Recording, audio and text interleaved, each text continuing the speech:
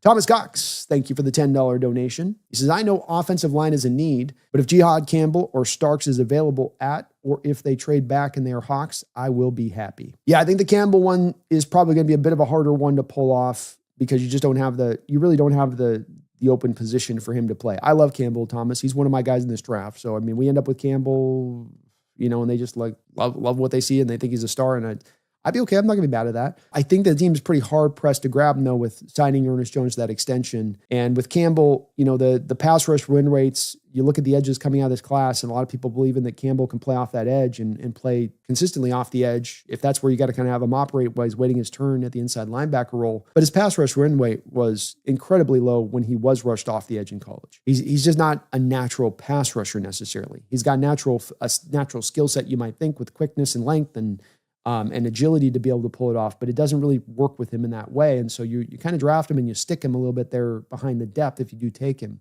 Starks is a guy that completely makes sense. And this is why, Thomas, I want to do the sort of trade back to the 25-ish thing, because the difference of player to me that you'd have at 18 to 25, 26, 27 is not that big of a difference. Unless there's some guy that really drips and drops down to a McMillan or a Will Campbell, Armand Mabeau, they won't, I don't believe. But if those kind of guys were to drift you, that'd be maybe a different story. But let's say they don't, and then you move back to 26, 27.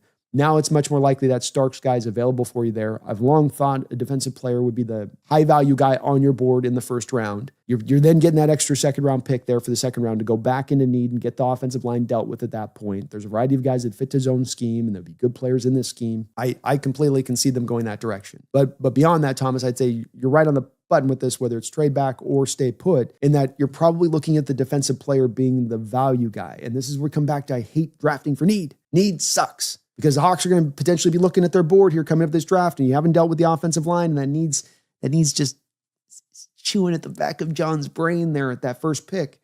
And you've got some defensive guy at the board that you've got like a star graded level place with him. Like, man, we see this guy with star power potential. And this guard here, he could be average in the league, but you're driven a little bit in that moment to have to go push so hard then to go take that offensive lineman because of how big of the need it is. And I hate that could potentially be what they're facing. And I hope if they are facing that, Thomas, to your point, go for the defensive guy. Go for the guy that's just going to hit those marks defensively and check those boxes off and call it a day and then get back to your offense on the other side of it. You're trying to build up a super defense anyway. Lean into it.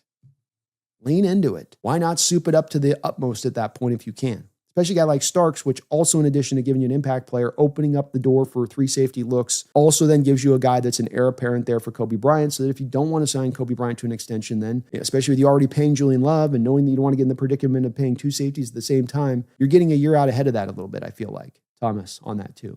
So Starks, sign me up all day with that. Team's also, of course, meeting with Nick Emowari. Could they trade back and then get an Emowari in the 20s? Go that direction as well. You kind of got 2 players in the way you could do that both with, I think. So sign me up on that approach, Thomas, all day long.